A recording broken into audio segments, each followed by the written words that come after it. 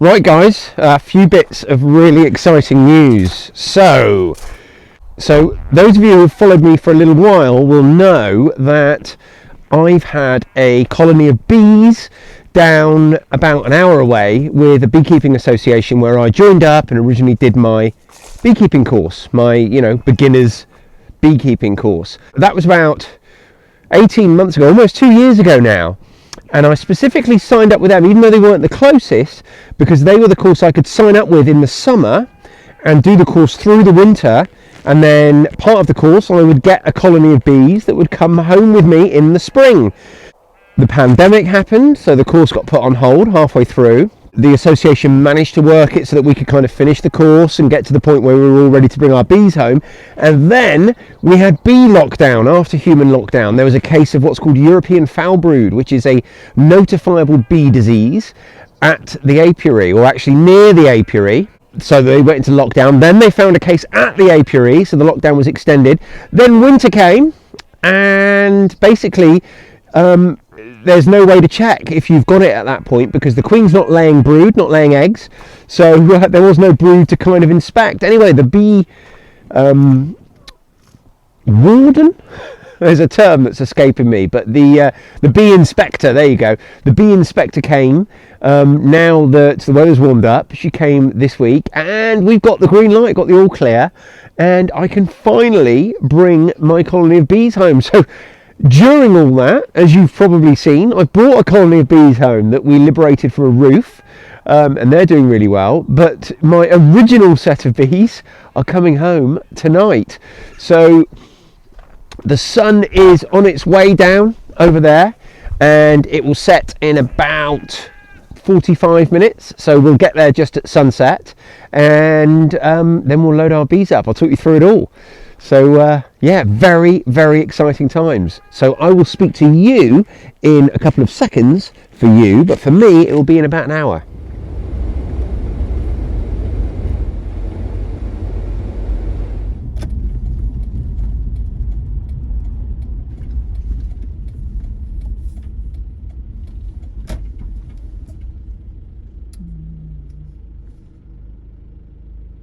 Here we're at the apiary, and as you can also see, the sun is just setting behind there, so hopefully all the bees are home, or at least almost all. So I'm going to suit up with my bee suit, and then we'll head on over to the hive, and I'll show you the whole process of how you transport a hive. Now obviously it goes without saying, or it should go without saying, if you're going to move one, then this is the time you want to do it. You want to do it just after dusk, because that's the time when all of the worker bees that have been out foraging will, have made it home and be back at the hive. And of course you want to bring as many of them with you as you can. It's inevitable we're going to lose a few, but you lose a few every time you do anything. Every time you open the hive up, you'll lose a few. So, you just want to act as sensibly as you can and lose as few as possible. There's another rule of thumb for moving hives that says you should always move a hive less than 3 feet or more than 3 miles. There are cases of people moving hives and breaking those rules and it being fine. Of course it happens, but it's just like I say, it's a guideline rather than a rule. My other bee colony that I moved is a case of that rule being broken, in fact, because we moved it considerably less than 3 miles, but considerably more than 3 feet.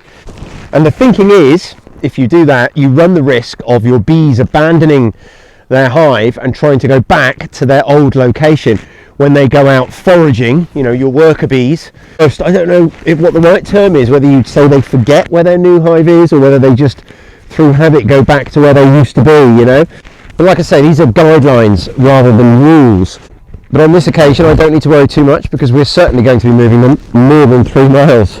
Right, so the equipment required to move a hive is ratchet straps. Hives aren't, screwed together or nailed together. They're designed to come apart really easily. So we don't want that to happen in the car. So obviously, in order to avoid that, we strap it together really, really tightly. I've also got some parcel tape. Now there's several ways that you can basically block the entrance up, which is what we're doing. Here's my hive, and it's all nice and quiet. So I'm assuming that pretty much everyone's home, and I'm not going to disturb them. I'm just going to straighten this up. I'm going to seal up the entrance with this parcel tape.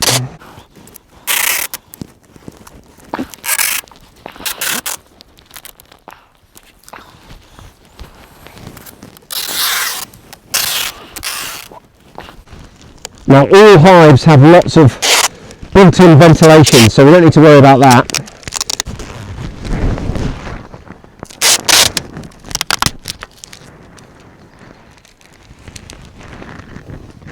And as tempting as it is to open the hive up and see what's going on in there,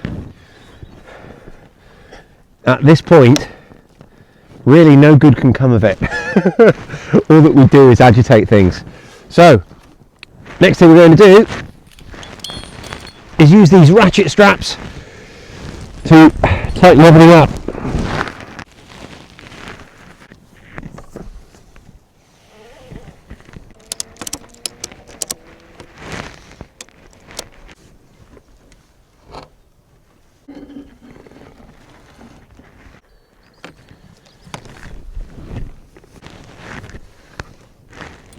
The colony has certainly put on quite a lot of weight in the last few weeks, so I'm very relieved. I didn't think I was going to need any help, but I'm very, very relieved to have my wife here with me, who is going to help me carry it to the car.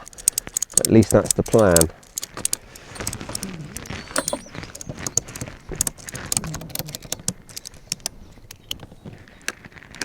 There we go.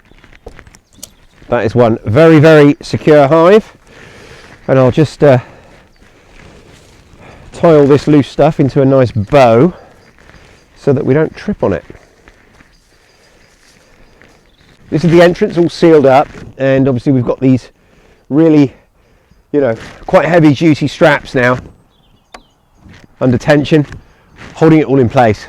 So all we need to do now is carry it to the car and then take it to their new home.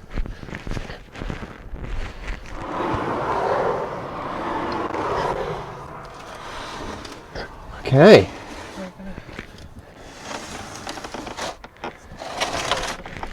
There we go.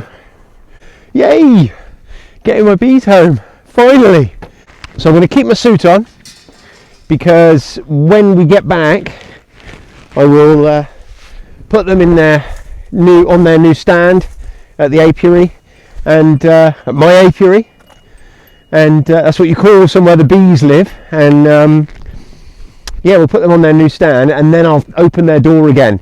And it's not unheard of for them to be a little bit angry at that point, but that didn't happen with the last lot. And every time I've dealt with them, they've been really calm. So I'm expecting that to continue. In case you're wondering, the camera does an amazing job at compensating.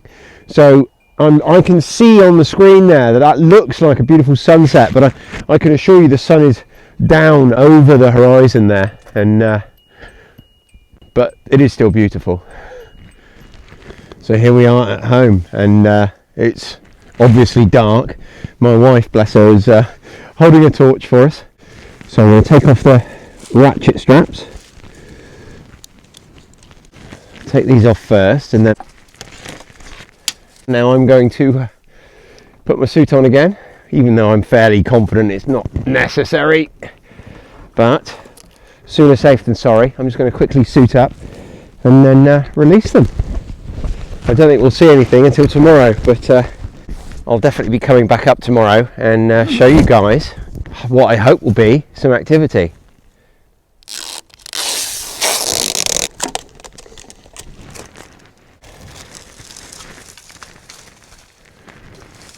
There we go, and they're definitely there. I don't know if you can see them.